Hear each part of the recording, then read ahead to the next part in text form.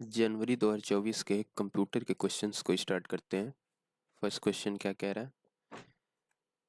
MS Excel, देखो ये MS word 2010 के फॉन्ट साइज, एमएस वर्ड 2010 के फॉन्ट साइज की बात कह रहा है। लिस्ट बॉक्स में उपलब्ध अगले बड़े पॉइंट साइज तक फॉन्ट साइज को बढ़ाने के लिए निम्नलिखित में से किस शॉर्टकट की का उपयोग करते हैं? कंट्रोल शिफ्ट का यूज तो होता ही है, ये तो स्टैंडर्ड है कि कंट्रोल और शिफ्ट का यूज होगा। लेकिन कंट्रोल और शिफ्ट के साथ क्या यूज होता है? कंट्रोल और शिफ्ट के साथ ग्रेटर देन का साइन यूज होता है कि लेस देन का। ये लेस देन का है ना, ग्रेटर देन का ये होता है।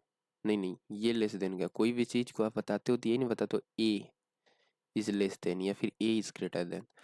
तो लेफ्ट साइड लिखते हो ना, ए को लेफ्ट साइड लिखते हो तो ये ग्रेटर देन का साइड यूज होता है। ग्रेटर देन फॉन्ट साइज को एमएस वर्ड में अगर इंक्रीज करना है तो ग्रेटर देन का साइन यूज करेंगे। नेक्स्ट क्या कह रहा है? निम्नलिखित में से किस एमएस एक्सेल 2010 फंक्शन का उपयोग टेक्स्ट के रूप में संग्रहित दिनांक को उस सीरियल नंबर में कन्वर्ट करने के लिए किया जाता है? निम्नलिखित में से किस एमएस एक्सेल 2010 फंक्शन का उपयोग टेक्स्ट के रूप में संग्रहित दिनांक को उस सीरियल नंबर में कन्वर्ट करने के लिए किया जाता है, जिसमें एक्सेल दिनांक के रूप में पहचानता है डेट वैल्यू? डेट वैल्यू में यही होता है कि ये date value MS Excel 2010 function का उपयोग टेक्स्ट के रूप में संग्रहित दिनांक को उस सीरियल नंबर में कन्वर्ट करने के लिए, जिसे एक्सेल दिनांक के रूप में पहचानना है। दिनांक बोलना है तो date value, DATE date, VALU value, और ऐसे कर देना। ब्रैकेट तो लगता ही है, ये तो आपको पता ही है कि किसी भी फंक्शन के आगे ब्रैकेट लगता है। When contents of cell in a worksheet of MS Excel 2010 are being edited, the cell number is displayed in name box. The cell number is displayed in what? Name box. Time value पता ही है आपको कि जब भी time value देता है, जैसा भी मैंने प्रीवियस क्वेश्चन कराया था जिसमें टाइम वैल्यू का जिक्र था, डेट वैल्यू का था। टाइम वैल्यू में क्या होता है? टाइम वैल्यू में पहले डेट आता है, डे, फिर मंथ, फिर डेट, फिर ईयर, फिर टाइम, ऐसे आता है। पहले डेट आता है, फिर मंथ आता है। पहले डे आएगा ना, फिर मंथ, फिर डेट। देखो कितना उल्टा है। पहले तो डेट आना चाहिए, डे आना चाहिए, फिर डेट आना चाहिए ना, ये यहाँ होना चाहिए, तब मंथ आना चाहिए, लेकिन मंथ को बीच में कर दिया। उसके बाद है day, month, date, then year, then time. उसके बाद ईयर, अब ईयर तो बचा रह गया ना, तो ईयर ले लेंगे। उसके बाद टाइम। तो टाइम जो पूछा जा रहा है टाइम वैल्यू में, वो सबसे लास्ट में आता है। ये सब कैपिटल में रहेगा, ठीक है। टाइम वैल्यू में ये सबसे टाइम लास्ट में आता है, लास्ट में आता है। टाइम वैल्यू में टाइम कब आता है? लास्ट में। नेक्स्ट, बैक स्टेज व्यू का उपयोग करने के लिए फाइल पेज को खोलने के लिए एमएस वर्ड 2010 में निम्नलिखित में से किस कमांड का उपयोग किया जाता है? एमएस वर्ड 2010 में बैक स्टेज व्यू का उपयोग करने के लिए, फाइल पेज को खोलने के लिए बैक स्टेज व्यू का उपयोग alt plus F, alt plus F का उपयोग किया जाता है ना। फाइल पेज को खोलना है तो फाइल से एफ आ गया, और ओपन करना है ना, पेज ओपन करना है तो आल्ट प्लस एफ। तो ये भी इंपॉर्टेंट है क्योंकि भाई बहुत बार क्वेश्चन पूछा गया। फाइल पेज ओपन करना है ना,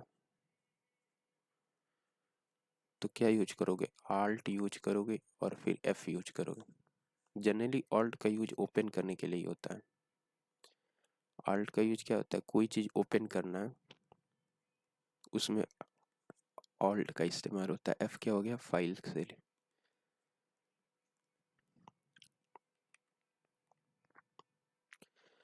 ये सुपर स्क्रिप्ट बोल रहा है ना, control shift plus plus plus लगा दोगे ना, सिंगल प्लस है, control plus shift plus single plus है ये, तो ये super scripting format. Control plus shift plus plus use करोगे ना, तो ये सुपर स्क्रिप्टिंग को बताता है, super scripting. M S Excel 2010 में रिव्यू टैब के लिए आल्ट प्लस रिव्यू बोले ना, ओपन करना है, खोलना है, तो जहाँ भी ओपन करना है वहाँ आल्ट लगेगा। ठीक है, इसे यहाँ नहीं, यहाँ लिखो। जहाँ भी ओपन करना है, जैसे रिव्यू टैब ओपन करना है, तो रिव्यू टैब ओपन करना है, ओपन, तो ओपन के लिए तो आल्ट यूज हो जाएगा, और रिव्यू के लिए आर यूज हो जाएगा। एम एस एक्सेल 2010 में प्रॉपर की, जब सारे लेटर्स को कैपिटल करना, पहले लेटर्स को, प्रत्येक शब्द के फर्स्ट लेटर को कैपिटल कर देता है। क्या करता है, प्रत्येक शब्द के फर्स्ट लेटर को कैपिटल कर देता है। प्रॉपर केस क्या करता है, प्रत्येक शब्द के फर्स्ट लेटर को कैपिटल कर देता है। एम एस वर्ड 2010 में पैराग्राफ फॉर्मेटिंग में कंट्रोल प्लस क्यू का उपयोग निम्नलिखित में से किस लिए किया। ये क्यू है ना, क्यू क्या होगा, हाईलाइट किए गए पैराग्राफ फॉर्मेटिंग हटाने के लिए, डिलीट करने के लिए, हाईलाइट किए गए पैराग्राफ की पैराग्राफ फॉर्मेटिंग हटाने के लिए, हाईलाइट किए गए पैराग्राफ की पैराग्राफ फॉर्मेटिंग को हटाने के लिए। बेसिकली क्यू का यूज हो जाएगा क्वेस करने के लिए। जो हाईलाइटेड पार्ट है, हाईलाइटेड पार्ट को हटाने के लिए, ठीक है, क्वेस करने के लिए highlighted part, control plus Q.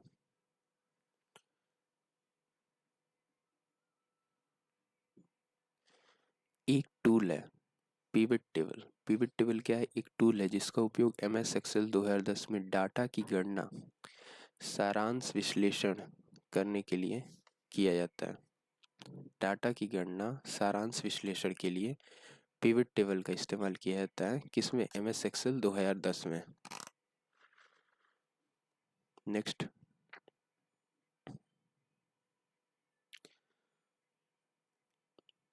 M S word 2010 में hanging indent, control plus H, H for होता है hanging indent, control plus H, ये होता है हैंगिंग इंडेंट। पहली लाइन के अतिरिक्त सभी लाइन इंडेंट होती हैं। हैंगिंग इंडेंट में क्या होता है, पहली लाइन के अतिरिक्त अन्य सभी लाइनें इंडेंट होती हैं। ठीक है, ये भी इम्पोर्टेंट है। हैंगिंग इंडेंट का मतलब क्या होता है, फर्स्ट लाइन के अतिरिक्त जितनी भी लाइनें, सभी लाइनें अतिरिक्त प्रथम लाइन, अतिरिक्त फर्स्ट लाइन, सभी क्या होती है, इंडेंट, इंडेंट होती है। इसे क्या बोलते हैं, हैंगिंग इंडेंट। हैंगिंग इंडेंट को कंट्रोल एच से डिनोट करते हैं। ये फर्स्ट लेटर है ना, H, C T R L plus H.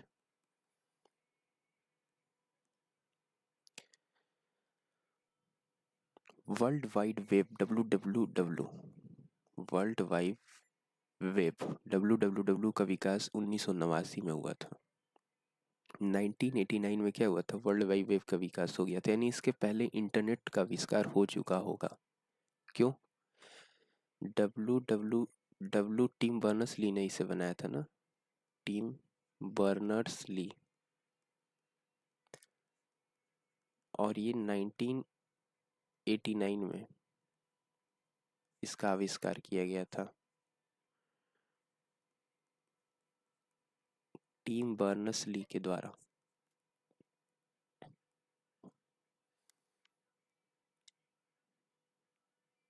MS Excel 2010 में सबसे प्रचलित फंक्शन में एक है और यह आपको किसी वैल्यू और आपकी अपेक्षा के बीच तार्किक तुलना की सुविधा देता है। इफ क्या है? इफ कुछ भी कॉन्ट्राडिक्टरी के लिए पूछा जाता है ना, इफ का यूज क्या होता है कॉन्ट्राडिक्शन में। इफ अगर ये ना हो तो, अगर यूज होता है ना अगर, यदि, इन चीजों में। अपेक्षा भी बताता है ये।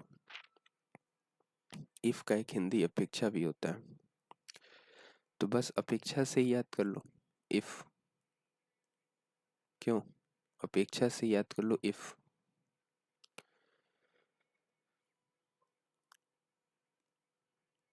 गूगल क्रोम ब्राउज़र के जूम को फ़ॉन्ट डिफ़ॉल्ट पर रीसेट करने के लिए निम्नलिखित में से किस शॉर्टकट की कीबोर्ड की किस शॉर्टकट की का इस्तेमाल किया जाता है? ज़ीरो का मतलब क्या होता है? एक तो ज़ीरो हाइड करने के लिए यूज़ होता है,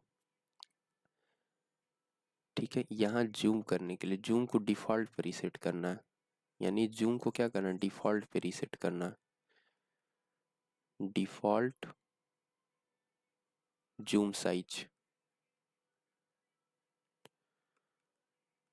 या ठीक है, reset. Default zoom size reset करने के लिए क्या किया जाता है? इसका इस्तेमाल किया जाता है, कंट्रोल प्लस ओ का इस्तेमाल किया जाता है डिफ़ॉल्ट जूम साइज सेट करने के लिए। डिफ़ॉल्ट जूम साइज रीसेट के लिए इन गूगल क्रोम, क्रोम लिख लो CHROME, क्रोम में डिफ़ॉल्ट जूम साइज रीसेट करने के लिए कंट्रोल ओ का इस्तेमाल किया जाता है। डिफ़ॉल्ट जूम साइज के लिए क्या करते हैं? कंट्रोल ओ का इस्तेमाल करते हैं ना। कुछ अब रीजनिंग के भी क्वेश्चंस को देख लेते हैं फटाफट, बीच में थोड़ी वैरायटी हो जाएगी। यस, अल्फ़ाबेट सीरीज ये सब चैप्टर वाइज है, लेटेस्ट एग्जाम का उसका देखते हैं। अल्फ़ाबेट सीरीज के क्वेश्चंस को मैंने टिक करके ऑलरेडी रखा हुआ है। MALE मेल का कोड दे दिया है, सर्कुलर का कोड दे दिया, आपको इसका कोड पूछ रहा है। अगर नहीं समझ में आ रहा है तो आप देखो डायरेक्ट, M के लिए 13 है ना, A के लिए 3 है, तो M के लिए कोड क्या हो गया? 2, तो यहाँ 2 लिखो। A के लिए 3 है ना, डायरेक्ट जैसे कोड बोल रहा है वैसे ही कोड एक बार देख लो, तो A के लिए 3 हो गया, I के लिए क्या है 8 हो गया, फिर L है, L के लिए क्या हो गया, यहाँ L था ना, L थर्ड नंबर पे 7 हो गया, और C के लिए 9 हो गया, 97382, 97382 डी ऑप्शन। इस तरह क्वेश्चंस में डायरेक्ट कोड लिखने होते हैं। यहाँ आंसर की भी आप चेक कर सकते हो। डॉक्टर डैमेज इसको व्यवस्थित करना है ना, तो कैसे व्यवस्थित करोगे? इन सब को छोड़ दो जो कॉमन आ रहा है, सिर्फ ये देखो ये के 11 है, 11, फिर एक नंबर 2, ऐसे पहले 1 2 3 4 5, 5 है ना, कि 11 हो गया, फिर 13 हो गया, फिर 18 हो गया, फिर 14 हो गया, और फिर क्या हो गया? 14 ही हो गया। तो 14 के बाद क्या आ रहा है? यहाँ 11 है, 14 के साथ ये 11, यहाँ 14 के साथ 3 है, जैसे है वैसे ही लिखना है, ठीक है? अब कौन सबसे पहले आएगा? फर्स्ट ऑप्शन, तो या तो ये होगा या ये होगा। फर्स्ट के बाद बहुत इजी क्वेश्चन हो गया ना, क्योंकि फर्स्ट के बाद सेकंड आ जाएगा सीधा, और सिर्फ ये इसी में। इसमें बताओ, MA ऐसे ही करना है, M 13 होता है, MM सब में कॉमन है ना, A सब में कॉमन है, L 12, फिर यहाँ 9, I है ना यहाँ 12, फिर यहाँ 18, और यहाँ 14। सबसे पहले 12 वाला आएगा, अब 12 के साथ यहाँ क्या है? 9 है, और यहाँ 12 के साथ क्या है? 1 है, तो पहले ये वाला आ जाएगा, तो थर्ड नंबर पहले आएगा, C ऑप्शन में ये। इस तरह इसमें क्या करेंगे, इसको भी लिख लो, 1 2 3 4 5 है, जैसे है 5 था ना तो 5 लिख दो। उसके बाद देखो ओ सब में कॉमन है, तो पहले ए है तो 1 हो गया, फिर बी के लिए 2 हो गया। जैसे सीक्वेंस दिया है 1 के लिए जो भी है 2 के लिए जो भी है वैसे ही लिखना है, बाद में फिर आप देख लेना कौन पहले आएगा। फिर यहाँ 1 है, यहाँ 2 है, फिर यहाँ 2 है। अब 2 के साथ क्या है, 1 1 देखो, ये 1 वाला पहले आना चाहिए ना। 1 के साथ यहाँ क्या है, 18। एक के साथ 18 है ना, यहाँ एक के साथ 6 है, तो पहले 3 नंबर आएगा, 3 नंबर सब में है, तो पहले तो 3 आएगा, उसके बाद 1 आएगा, 3 और 1 का पेयर बनेगा ना। एक एक वाला तो साथ में आएगा, एक के साथ 6 है, एक के साथ 18 है, तो पहले 3 नंबर आएगा फिर 1 नंबर आएगा, फर्स्ट ऑप्शन। फोर्थ ऑप्शन ये नहीं होगा, ये नहीं होगा। अब दो दो वाला देख लेते हैं। इसमें 2 के साथ 5 है, इसमें 2 के साथ 9 है, और इसमें 2 के साथ 5 है। 5 के साथ यहाँ क्या है, 25 है, और यहाँ क्या है 5 के साथ 12। तो पहले ये वाला आ जाएगा ना, 2 है, 2 के बाद 5 है, यहाँ दो दो ठीक था, 5 5 वाले में बताया कि ये नहीं होगा, इन दोनों में देखेंगे, या तो इसमें देखेंगे या इसमें देखेंगे, क्योंकि 5 लेटर है 2 के बाद, ऐसे ही बताओगे ना। और 5 के बाद 12 आ गया ना, तो 12 पहले आ जाएगा, दो सेकेंड ऑप्शन होगा ये वाला। अच्छा, इसमें यहाँ तक कॉमन दे दिया है, 2 तक दे दिया कॉमन, 3 1 2 3 1 2। 4 5 में कौन पहले आएगा, 4 और 5 में पहले कौन आएगा, पहले 5 आएगा तब 4 आएगा ना, तो ये गलत हो गया ना। पहले नहीं नहीं, ये गलत हो गया, पहले 5 आएगा फिर 4 आएगा, ये ऑप्शन सही है। अब चलते हैं कुछ कंप्यूटर क्वेश्चन से, फिर यहाँ पे आएंगे। MS एक्सेल 2010 की वर्कशीट में सेलेक्टेड सेल में आउटलाइन जोड़ने के लिए निम्नलिखित में से किस शॉर्टकट की का इस्तेमाल कर रहे हैं। आउटलाइन जोड़ना है ना सेलेक्टेड सेल में, control shift plus M M sign, एम% साइन है। This is very very important क्योंकि ये नया वर्ड क्वेश्चन है। आउटलाइन, सेलेक्टेड सेल में आउटलाइन जोड़ना है। MS वर्ड में सेलेक्टेड सेल में क्या जोड़ना है, आउटलाइन। MS वर्ड में सेलेक्टेड सेल में आउटलाइन जोड़ना है। MS वर्ड में सेलेक्टेड सेल में आउटलाइन जोड़ना है ना। आउटलाइन जोड़ने के लिए क्या यूज करते हैं, किस शॉर्टकट की का इस्तेमाल करते हैं, कंट्रोल शिफ्ट प्लस एम पर PERSAND, सैंड है ना, परसेंट, M%, M पर सैंड। देखो सैंड का मतलब तो होता है धूल, सैंड का मतलब क्या होता है, धूल। अब देखो जब आप आउटलाइन बनाते हो किसी चीज का, आउटलाइन क्या होता है, कोई इमेज होगा उसका बाहरी पोर्शन, उसी को तो आउटलाइन कहते हैं। आउटलाइन बाहर वाला, आउट का मतलब बाहर, और लाइन, जैसे अभी 26 जनवरी थी, जनवरी मंथ में 26 जनवरी में आउटलाइन हम लोग बनाते हैं ना, तिरंगे के चारों तरफ हम लोग जमीन पे तिरंगे का इमेज बनाते हैं सैंड्स की मदद से, तो आउटलाइन सेट करते हैं ना हम लोग। तो फ्लैग का जो आउटलाइन सेट करते हैं M%, सैंड है ना, सैंड का मतलब धूल, या फिर बालू, बालू के कण से ही तो हम लोग बनाते हैं, उसको कलर कर देते हैं, रेड कर देते हैं, फिर वाइट करते हैं, और फिर ग्रीन करते हैं, और ऐसे ही ना फ्लैग बनाते हैं 3 कलर में। तो आउटलाइन सेंड करना है control plus shift plus M% plus what, M%, बस ये याद हो गया। MS वर्ड 2007 में एग्जामिनेशन शब्द पर यदि टॉगल केस लागू किया जाए तो परिणाम क्या होगा, केवल फर्स्ट लेटर छोटा हो जाएगा, बाकी सारे कैपिटल हो जाएंगे। प्रॉपर केस में क्या होता है ना, PROP यार, देखो प्रॉपर मैंने लिखा ही है कि पहला अक्षर केस, केस का भी फर्स्ट लेटर, देखो प्रॉपर केस जब अप्लाई करते हो ना तो उसमें पहला लेटर कैपिटल हो जाता है, बाकी सब स्मॉल। हर वर्ड का पहला लेटर कैपिटल हो जाएगा, बाकी सारी स्मॉल में।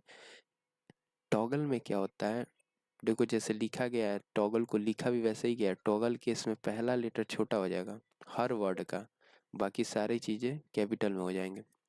तो ये भी लिख लो, टॉगल जैसे लिखा गया TOGGLE,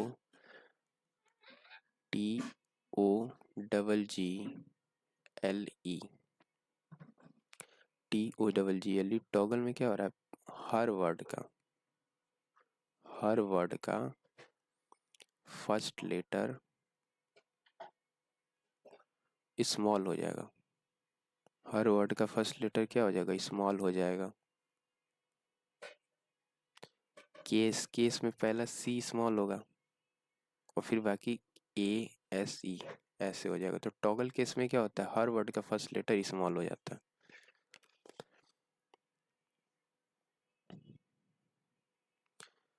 MS एक्सेल 2010 के सेल A1 में सूत्र इक्वल टू B2 4 + 4 विचार करें। यदि A1 को कॉपी करके D4 में पेस्ट किया था, देख कुछ नहीं करना है इसमें।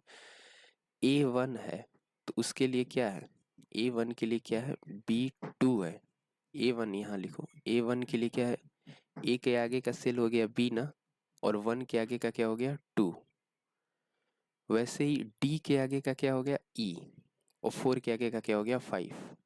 4 के आगे का क्या हो गया 5।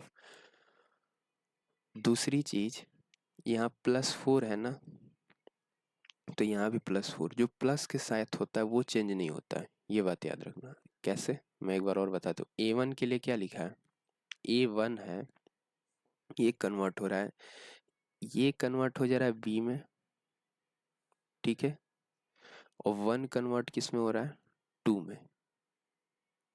यही हो रहा है ना, 1 कन्वर्ट किस में हो रहा है, 2 में। B2 +4 जो साथ में प्लस साइन के साथ जो आ रहा है, ये चेंज नहीं होगा, इसमें नो चेंज। तो वैसे ही क्या पूछा था, D4 के लिए पूछा था। इफ ऐसे लिख लो, if this is equal to this then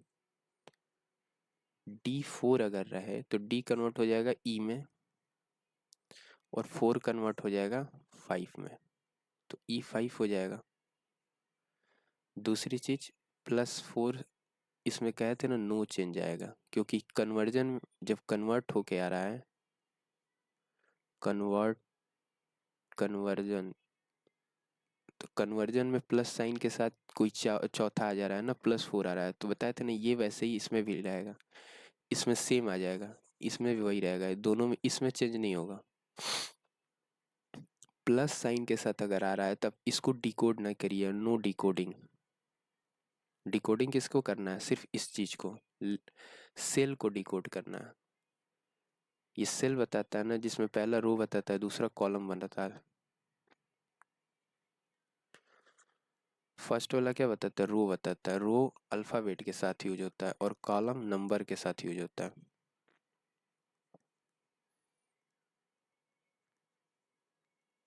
ठीक है, ये चीज हो गया, पहले रो आता है फिर कॉलम आता है।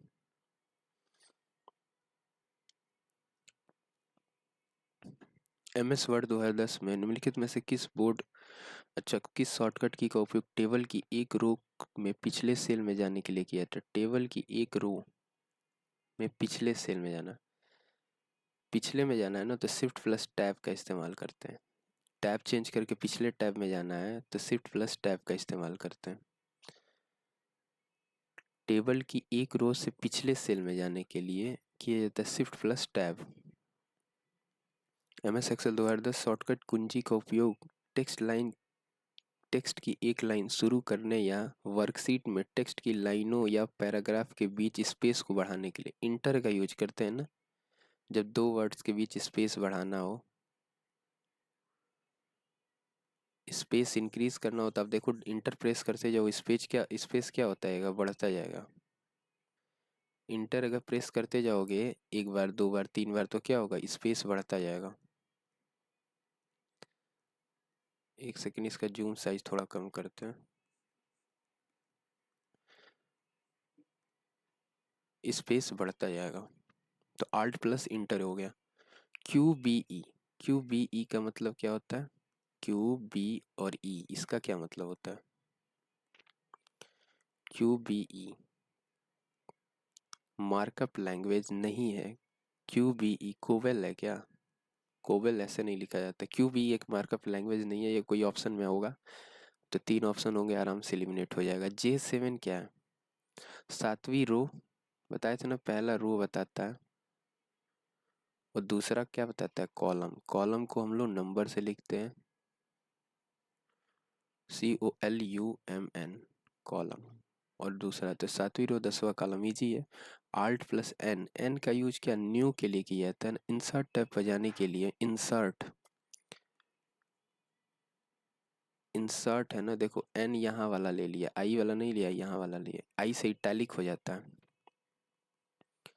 कई जगह I से क्या होता है? इटैलिक। और भी चीजें होती हैं I से, इंडेंट फंक्शन यूज हो जाता है ना। तो Alt प्लस N क्या हो जाएगा? Insert tab. कंप्लीट ही किसके लिए होगा? Insert tab.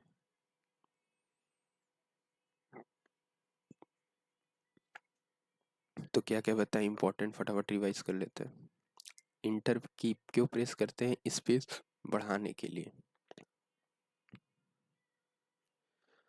Shift plus tab का यूज टेबल की एक रो में पिछले सेल में जाने के लिए।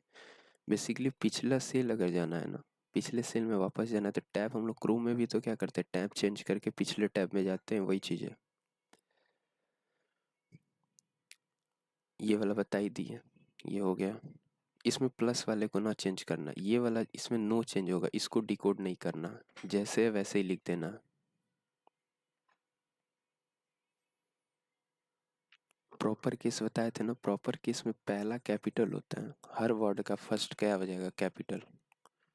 प्रॉपर केस का इस्तेमाल होगा तो हर वर्ड का फर्स्ट लेटर क्या हो जाएगा? कैपिटल में। लेकिन अगर टॉगल केस पेश होगा तो टॉगल केस में क्या होगा? हर वर्ड का फर्स्ट लेटर स्मॉल में हो जाएगा, हर वर्ड का फर्स्ट लेटर क्या हो जाएगा? स्मॉल में हो जाएगा। ये हम बताए थे, सैंड से बताए थे ना कि आउटलाइन के लिए हम लोग, जैसे अभी 26 जनवरी रिपब्लिक डे को हम लोग फ्लैग का जो बनाते हैं ज़मीन पे, तो हम लोग सैंड का इस्तेमाल करते हैं ना आउटलाइन बनाने के लिए फ्लैग का। तो कंट्रोल शिफ्ट प्लस एम्परसेंड का यूज हो जाएगा आउटलाइन जोड़ने के लिए।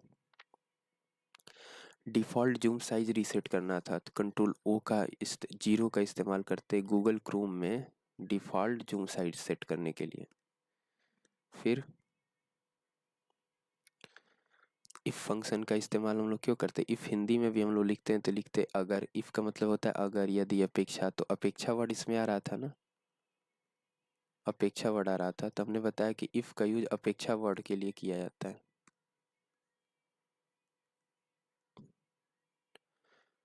फिर ये वाला तो करा दी। W world wide web, W इसका आविष्कार टिम बर्नर्स ली ने 1989 में किया था। हैंगिंग इंडेंट के लिए कंट्रोल एच, एच का यूज होता है हैंगिंग इंडेंट में।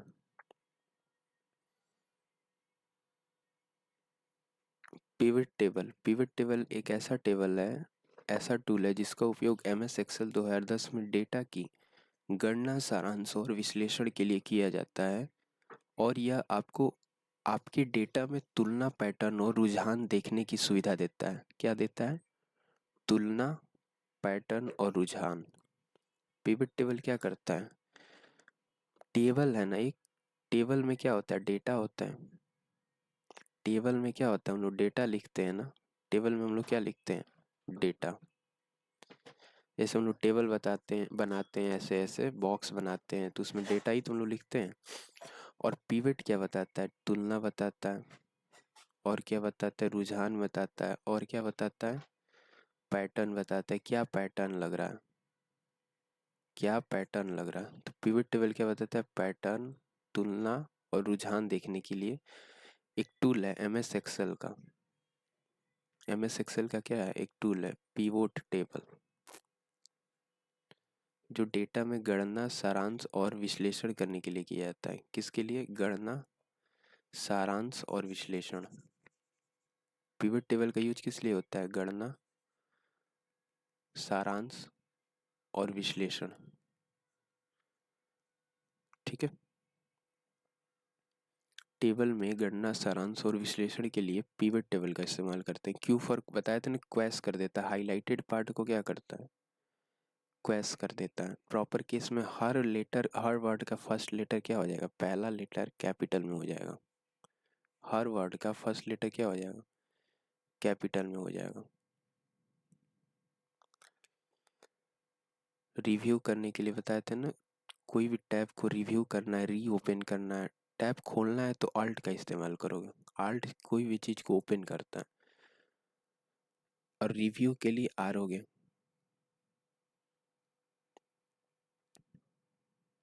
ये वाला तो नहीं छूटा। कंट्रोल शिफ्ट प्लस प्लस का इस्तेमाल बताए थे ना। प्लस क्या करता है, सुपर स्क्रिप्ट फॉर्मेटिंग के लिए कंट्रोल प्लस शिफ्ट, और प्लस प्लस की ये क्या रहा है, सुपर स्क्रिप्ट के लिए, सुपर स्क्रिप्ट। एफ है, एफ का मतलब क्या हो गया, फाइल। आल्ट का यूज किया होता है ओपन करने के लिए, तो खोलना है ना, तो उसके लिए आल्ट का इस्तेमाल करोगे। और एफ का मतलब हो गया फाइल, फाइल को अगर खोलना है तो आल्ट का इस्तेमाल होगा। बाकी डेट फंक्शन बताई दी। Name box, when contents of cell in a worksheet of MS Excel 2010 are being edited, the cell number is displayed in what, name box. नाम है ना, तो पूरा नाम बताएगा ना नेम बॉक्स में, cell number, cell number is displayed in name box. Name box में सब चीज बताता है, सेल नंबर, हर चीज। फिर डेट वैल्यू बताए थे, ग्रेटर देन का साइन बताए थे ना। फॉन्ट साइज को, बड़े पॉइंट साइज तक फॉन्ट साइज को बढ़ा करने के लिए, यानी बेसिकली इंक्रीज, अगले बड़े पॉइंट का मतलब, अभी मैं मान लो मैं जो चला रहा हूँ फॉन्ट, इसको मेरे को बढ़ाना है ऐसे, ये हाइलाइटर को बढ़ाना है, तो नेक्स्ट पॉइंट पे ले जा रहा है ना, मैं ऐसे ऐसे डायरेक्ट ऐसे बड़ा नहीं ना कर रहा है, एक एक पॉइंट पे जा रहा है ऐसे ऐसे। तो नेक्स्ट पॉइंट पे ले जाने के लिए क्या करते हैं हम लोग, नेक्स्ट बड़े पॉइंट पे ले जाने के लिए कंट्रोल शिफ्ट और ग्रेटर देन का जो साइन है इसका यूज होता है। कंट्रोल शिफ्ट और ग्रेटर देन का। क्रोम ब्राउजर में दाईं ओर के प्रत्येक खुले हुए टैब में जाने के लिए, कहते हैं ना ओपन कर यूज होता है आल्ट के लिए। आल्ट के लिए खुले हुए टैब, ओपन करना है ना कोई चीज, तो ओपन के लिए हम लोग आल्ट का इस्तेमाल करते हैं। लेकिन यह कह रहा है कि प्रत्येक खुले हुए टैब में जाना है ना, तो कंट्रोल और टैब, कंट्रोल और टैब दबाते जाओ तो जो भी खुले हुए टैब है आप उसमें जा सकते हो।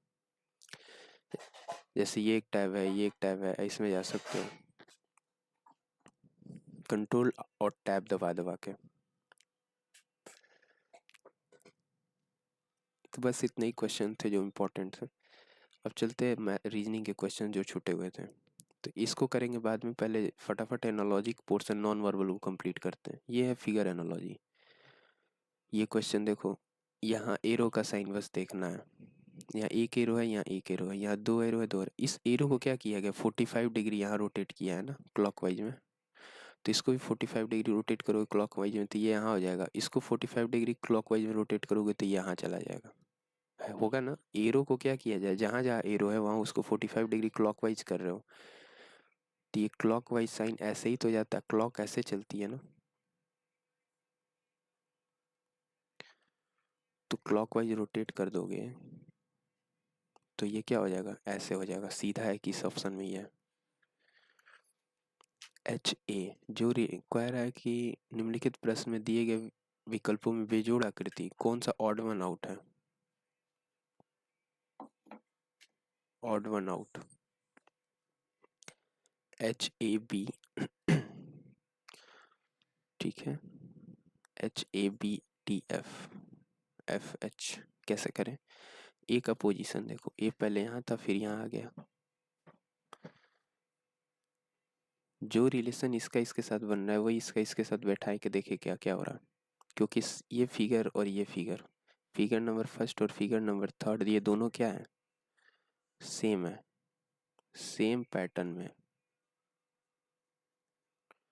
तो मैंने देखा कि ये वाला लेटर जो है वो यहाँ चला गया, तो इसमें ये वाला लेटर यहाँ चला गया ना, तो पी वाला लेटर यहाँ आना चाहिए था, जो कि नहीं आया। पी वाला लेटर वहाँ नहीं आया ना, तो इसलिए ये डी ऑप्शन मेरे को लग रहा है, लग नहीं रहा है भी डी ऑप्शन, क्योंकि ये ए लेटर कहाँ गया, यहाँ गया है। जो रिलेशन इसका इसके साथ बैठेगा वही बैठेगा। एरो का लोकेशन देखो, एरो पैरेस से फिर एंटी क्लॉकवाइज गया 90 डिग्री, एंटी क्लॉकवाइज गया है ना 90 डिग्री। तो नेक्स्ट टाइम क्या होगा, एंटी क्लॉकवाइज 90 डिग्री। पहले इधर हो गया, फिर नीचे हो गया, अगली बार इधर होगा एरो का साइन। इसमें नहीं है, इसमें नहीं है, एक इसमें एक इसमें है, या तो इसमें है या इसमें है। अब देखो ट्रायंगल छोड़ दो, इसमें अनकॉमन क्या ये है, ये ऐसे है, ऐसे है ना। फिर क्या हुआ, यहाँ गया ऐसे, फिर यहाँ गया ऐसे। ध्यान से देखो तो अगली बार यहाँ आएगा ना ऐसे, क्योंकि ये इसका ऑपोजिट है तो इसका ऑपोजिट यही होगा। इसका इमेज है, ऐसे कर लो, इसका सीधा ऑपोजिट ही कह सकते हो ना, इसका ऑपोजिट ये है तो इसका ऑपोजिट ये होगा। इस तरह का साइन किस में बन रहा है, फर्स्ट ऑप्शन बन रहा है, ये नहीं होगा। ये गोला है, फिर स्क्वायर है, स्क्वायर ऐसे ऐसे है, कह रहा है कौन सी आकृति श्रृंखला में आगे कंटिन्यू करेगी। तो अगली बार तो स्क्वायर ही आएगा, सब में स्क्वायर है। गोला का पोजीशन देखो, गोला ऐसे है, गोला आएगा, खुला गोला आएगा, सब में खुला गोला है। पोजीशन बताओ कहाँ आएगा, पहले यहाँ था, अगली बार यहाँ आ गया है, तो अगली बार यहाँ आना चाहिए ना। यहाँ पे गोला का पोजीशन आएगा, किस में है, सब में, इन तीनों में है। इसमें भी है, इसमें भी है और इसमें भी है। ए में भी है, बी में भी है और सी में भी है। अब देखो ये वाला पोजीशन, ये पहले यहाँ था, अगली बार यहाँ आ गया, नेक्स्ट टाइम कहाँ जाएगा, यहाँ जाएगा। इस ऑप्शन में है सिर्फ, ना इसमें है ना इसमें। ये भी इमेज है, ये भी बताना है। यहाँ यहाँ ये वाले चीज को देखो, ये छोटे छोटे एलिमेंट्स कैसे ब्रेक हो रहे हैं। ये एरो कहाँ गया, एरो पहले यहाँ था तो ये 90 डिग्री क्लॉकवाइज रोटेट किया गया है। क्लॉकवाइज क्या, 90 डिग्री एरो को। तो आगे क्या होगा, ये एरो क्लॉकवाइज 90 डिग्री रोटेट होगा तो इस साइड होगा, और किसी ऑप्शन में नहीं है, ना इसमें है ना इसमें है ना इसमें है, क्योंकि ये एरो इधर चला जाएगा ना, फर्स्ट ऑप्शन। क्या बताना है आगे, हाँ आगे कौन सी आकृति कंटिन्यू करेगी, इसमें बताना है कौन संबंधित समूह से संबंधित नहीं है, यानी कौन ऑड है, कौन सा ऑड वन आउट है ना, कौन सा ऑड है। ये इसका ठीक मिरर इमेज है ना, इसका मिरर इमेज है, नहीं नहीं मिरर इमेज तो नहीं है। ये मिरर इमेज ठीक है, ये भी मिरर है, ये भी मिरर है, ये भी मिरर है, ये मिरर इमेज नहीं है, तो बी ऑप्शन होगा। ये भी इजी होता है, मिरर इमेज से आसान से निकल जाता है। देखो यहाँ एक सिंगल एरो, यहाँ डबल एरो, यहाँ ट्रिपल एरो, अगली बार 4 एरो होगा, 1 2 3 4। एक पहले इसको दिया है तो एक इसको दिया है, फिर एक इसको दिया है तो अगली बार एक किसको देगा ना, तो या तो ये वाला होगा या ये होगा, ये नहीं होगा, ये नहीं होगा, ये भी हो सकता है, या तो ये होगा या ये होगा या ये होगा। ठीक है, बड़े बड़े में कर देना। इसको ट्रायंगल का पोजीशन देखो, पहले ट्रायंगल यहाँ था, फिर ट्रायंगल यहाँ चला गया, अगली बार ट्रायंगल यहाँ आया तो अगली बार ट्रायंगल नीचे आएगा। इसमें नहीं है, इसमें है और इसमें है। अब स्क्वायर की पोजीशन देख लो, स्क्वायर पहले यहाँ था, फिर ऊपर चला गया, फिर इधर अगली बार नीचे आएगा, तो इसमें नहीं है, इसमें है, डी ऑप्शन। 1 अल्फा ओ, कौन सी आकृति कह रहा है श्रृंखला में मौजूद 4 आकृतियों के बाद आएगी। ओके, स्टार की पोजीशन पहले यहाँ, फिर यहाँ चला गया, फिर थर्ड पे चला गया, अगली बार यहाँ चला गया, 2 स्टेप आगे चला गया ना। पहले यहाँ था, फिर यहाँ आया, अब यहाँ जब ये आ गया ना तो अगली बार सीधा यहाँ चला गया, तो नेक्स्ट टाइम यहाँ आएगा, स्टार यहाँ आ जाएगा, ये इसमें है, इसमें है, इसमें है। जब यहाँ पे पहुँचा है ना स्टार, यहाँ के बाद सीधा यहाँ जंप किया है, लेकिन जब जंप कर लेगा तो उसके बाद फिर एक रो में सीधे जाएगा, एक एक स्टेप करके जाएगा। 3 ऑप्शन हो गए। अब दिल का पोजीशन देखो, दिल पहले यहाँ था, फिर डायरेक्ट यहाँ चला गया, फिर एक स्टेप आगे, फिर 2 स्टेप आगे, फिर दिल सीधा नीचे आ जाएगा। लेकिन नीचे तो है नहीं, सब इस सेंटर में है। अलग क्या है, कौन सा ऑप्शन, स्टार देखते हैं। ये स्टार पहले यहाँ था, फिर यहाँ आ गया, अगली बार यहाँ आ गया, नेक्स्ट टाइम सीधा ऊपर चला गया, बीच में आएगा, तो इसमें तो बीच में नहीं है, इन दोनों में है। वन वन कॉमन, ये कॉमन है, अनकॉमन पोर्शन देखते हैं, क्योंकि दिल तो अनकॉमन नहीं था, स्टार अनकॉमन था तो एलिमिनेट हो गया। अब वन को देखते हैं, वन पहले यहाँ है, वन यहाँ है, फिर यहाँ आया, फिर यहाँ आया, अगली बार सीधा सेंटर पे आ गया है। ठीक है, सेंटर पे आ गया है ना। अच्छा, सेंटर वाली चीज़ों का क्या हो रहा है, ये सेंटर वाली चीज़ें यहाँ चली जाती हैं ना। अल्फा, अल्फा यहाँ था तो यहाँ आ गया, ये ट्रायंगल यहाँ था तो यहाँ था, सेंटर वाला कॉर्नर पे आ जाता है। ये गलत हो गया, ये सही हो गया। बहुत ही, उतना कोई टफ नहीं था, एक्सप्लेनेशन में जो भी टाइम लगा होगा। चलो इतना ही क्वेश्चन। अच्छा ये भी है, स्टेटमेंट कंक्लूजन का क्वेश्चन है, कह रहा है क्या अंतरिक्ष अभियानों में रोबोट को अंतरिक्ष यात्रियों की जगह लेनी चाहिए। क्या अंतरिक्ष अभियानों में रोबोट को अंतरिक्ष यात्रियों की जगह लेनी चाहिए। तर्क, हाँ, इसमें मनुष्य का अमूल्य जीवन बचेगा। बिल्कुल सही कह रहा है, रोबोट रहेगा तो मनुष्यों का अमूल्य जीवन बचेगा ना, लेनी चाहिए। दूसरा स्टेटमेंट क्या कह रहा है, नहीं, ये फर्स्ट स्टेटमेंट था। सेकंड स्टेटमेंट क्या कह रहा है, कंक्लूजन, ये कंक्लूजन है। और स्टेटमेंट एक ही है, कथन ये एक ही है, बस ये कथन। दूसरा कह रहा है नहीं, इससे अंतरिक्ष अभियान और महंगे हो जाएंगे, ऐसा बिल्कुल नहीं है। महंगे हो जाएंगे, ये बिल्कुल ही स्टेटमेंट रॉन्ग है, महंगे नहीं होंगे। केवल एक मजबूत है, ऑल्दो इसमें तो जिक्र नहीं किया गया है, लेकिन आप अपने स्तर से बताइए, अंतरिक्ष अभियान रोबोट्स के इस्तेमाल से महंगे थोड़े हो जाएंगे। केवल एक।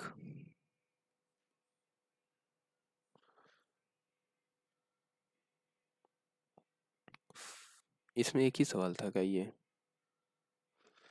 हाँ ठीक है, बी ऑप्शन आ भी रहा। वेन डायग्राम में बताना है तारे, ग्रह और ब्रह्मांड, तो ब्रह्मांड आएगा सबसे बड़ा।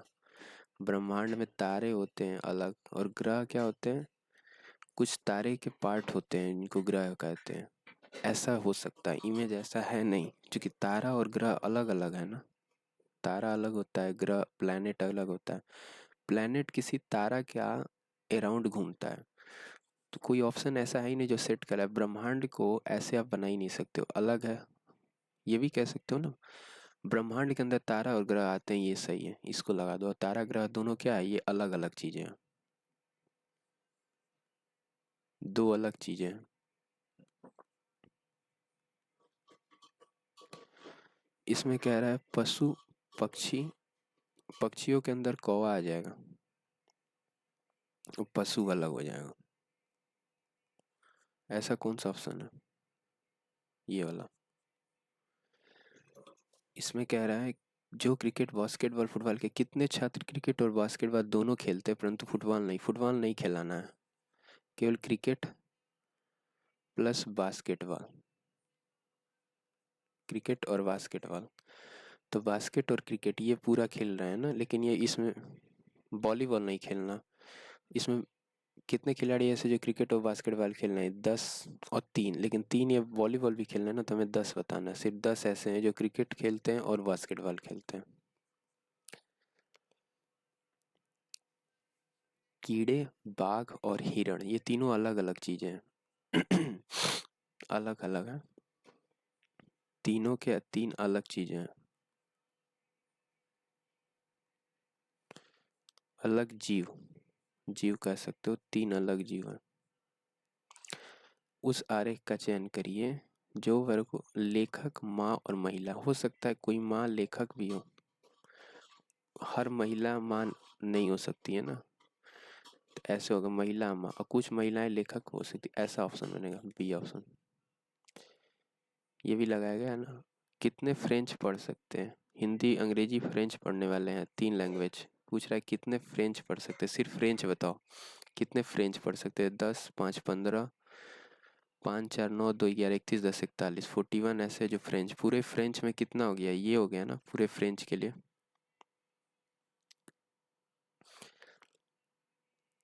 ना तो अभिनेता है ना ही लेखक है। त्रिभुज अभिनेता के लिए बोल रहा है, लेखक के लिए क्या बोल रहा है, लेखक, क्योंकि वृत्त क्या बोल रहा है, कवियों के लिए। त्रिभुज अभिनेता, तो लेखक क्या हो गया, ये हो गया लेखक। बोल रहा है ना तो लेखक होना चाहिए ना अभिनेता होना चाहिए, ना तो ये हो ना ये हो। तो ना तो ट्रायंगल है ना स्क्वायर है, सिर्फ ए ऑप्शन ऐसा है जिसमें ना ट्रायंगल आ रहा है ना स्क्वायर आ रहा है। ए एक ऐसा लेटर है जिसमें ना ट्रायंगल आ रहा है ना स्क्वायर आ रहा है। ये क्वेश्चन कह रहा है कि उनमें कितने पुरुष हैं।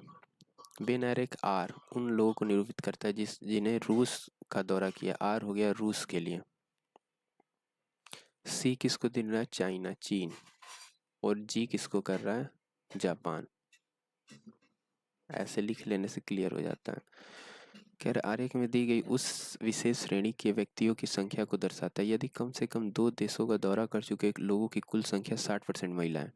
कम से कम 2 देशों की दौरा किए हुए, यही है ना, ये ऐसे हैं जो तीनों का किए हैं, कम से कम 2। ठीक है, इसे तो फॉर्मूले पे करना पड़ेगा। ये फॉर्मूले पे होगा, फॉर्मूले वाला सेशन में मैं कराऊंगा। ये क्वेश्चन ध्यान से देख लो फॉर्मूले वाले सेशन पे। अभी फिलहाल मैं पॉज कर दूं। तो चलो 46 मिनट हो गए हैं, सेशन को यहीं पे द एंड करते हैं, नेक्स्ट सेशन में मिलेंगे।